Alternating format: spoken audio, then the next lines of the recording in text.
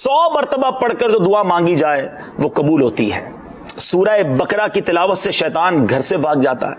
آیت الکرسی پڑھنے سے محتاجی دور ہوتی ہے۔ سورہ کہف کو ہمیشہ پڑھنے والا دجال کے فتنوں سے محفوظ رہے گا۔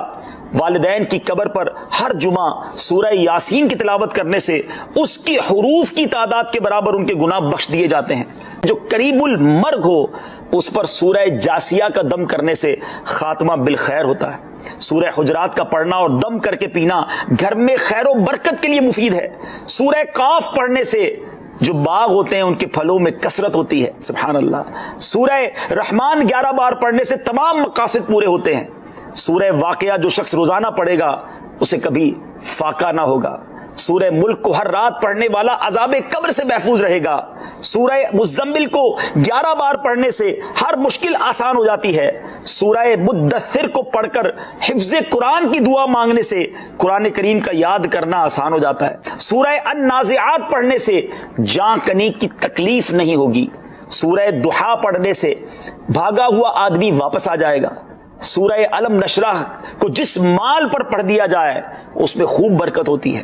سورہ تین والزیتون جو ہے 3 مرتبہ پڑھنے سے اخلاق و کردار بہتر ہوتے ہیں۔ سورہ علق میں جوڑوں کے درد کا علاج ہے۔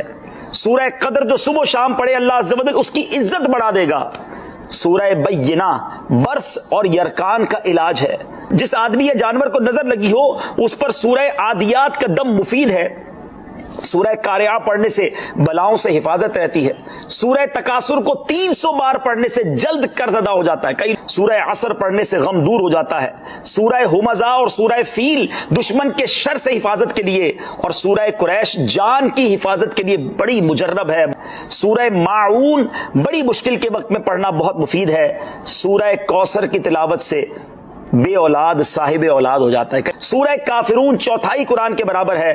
سورہ زلزال نصف قرآن کے برابر ہے۔ سورہ اخلاص 1/3 قرآن کے برابر ہے۔ اور سورہ فلق اور سورہ ناس سے جن اور شیطان اور حاسدوں کے شر سے حفاظت رہتی ہے۔ پھر کیوں نہ ہم قرآن سے دوستی کر لیں، کیوں نہ قرآن کو اپنا ورد بنا لیں۔ سورہ فاتحہ 100